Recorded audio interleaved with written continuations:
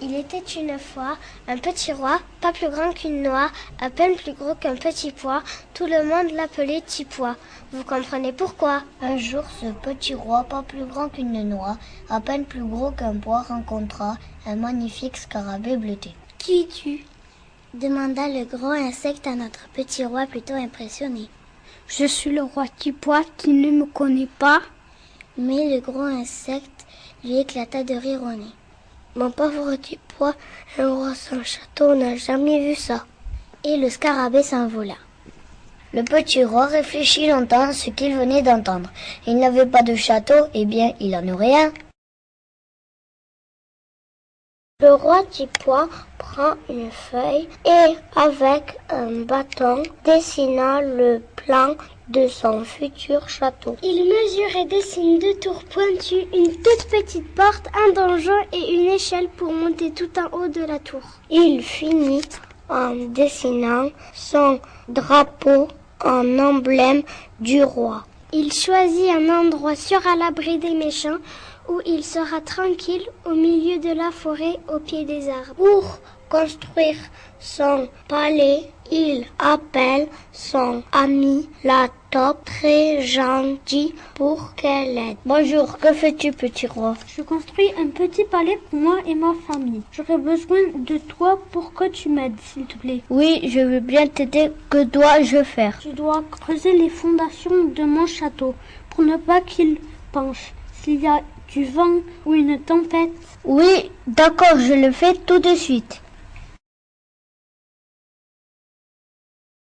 Alors, avec ses pattes et son museau, elle creuse de toutes ses forces la terre, les fondations, ainsi qu'un chemin tout autour pour le protéger, les douves. Les fourmis sur des terres curieuses. Qu'est-ce qui se passe ici? Bonjour les fourmis rousses. J'aide le roi Tipois, pas plus grand qu'une noix, à peine plus gros qu'un petit pois, à construire un château. Je fais les fondations du palais. Voulez-vous nous aider, s'il vous plaît? Il faut ensuite construire les murs. Oui, avec plaisir. Mais avant, nous devons demander la permission à notre reine. Les fourmis envoient une fourmi messagère vers la reine Manon. La fourmi revient en souriant. La reine a dit oui. Au boulot, dit le roi Tipois qui ne fait rien mais qui surveille de tout le monde.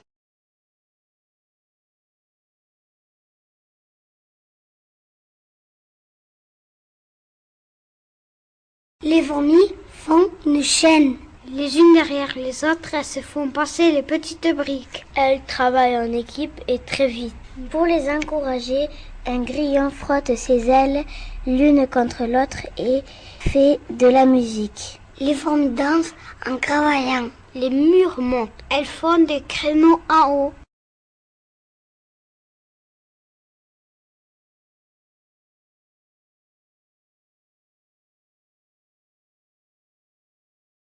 Les rouges-gorges volettent par là et voient les fourmis. Que faites-vous, les fourmis? Nous faisons les murs du château du roi Tipois. Nous avons fini notre boulot. Le roi Tipois entend la conversation et demande de l'aide aux oiseaux. Voulez-vous nous aider à porter les poutres pour faire la charpente de mon château, s'il vous plaît? Oui, avec plaisir. Avec nos becs et nos ailes, nous allons pouvoir continuer la construction.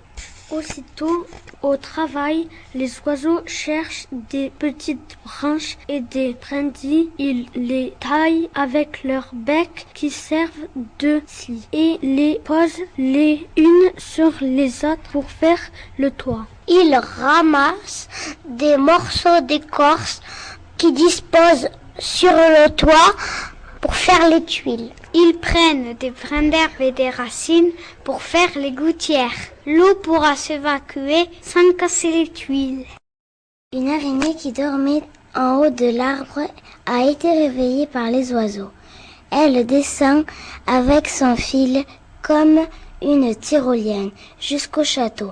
Elle veut aussi aider et participer à la construction. Laissez-moi vous aider. Il faut protéger les murs et avec ma toile, je vais faire le crépi. Oh oui, bien sûr, quelle bonne idée. Il regarde l'araignée travailler et sortir le fil de son abdomen. Son château est enfin fini. Il ne manque plus qu'à aménager l'intérieur. Il faut mettre les rideaux à l'intérieur. Le roi Tipois demande au ver à soie de lui tisser des rideaux, des tapis, des couvertures. Comme il connaît les plantes de la région, il récupère dans la garance et de la gaude et en fait de la poudre en écrasant les racines.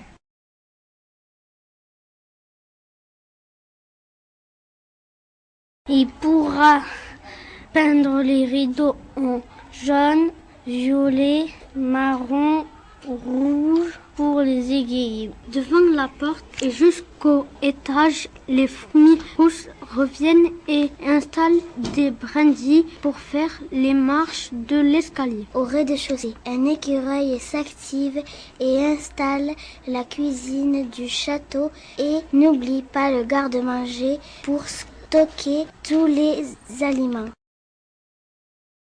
Pour finir la décoration, les lucioles se mettent au plafond pour éclairer les différentes pièces du château. Les abeilles fabriquent des bougies en cire. Le roi Tipois aménage son palais avec des meubles. Il peut maintenant accueillir sa famille. Il décide de faire une fête pour remercier les animaux. Il invite le scarabée bleuté pour lui montrer qu'il avait tort. Un roi a toujours un château et moi aussi j'ai mon château.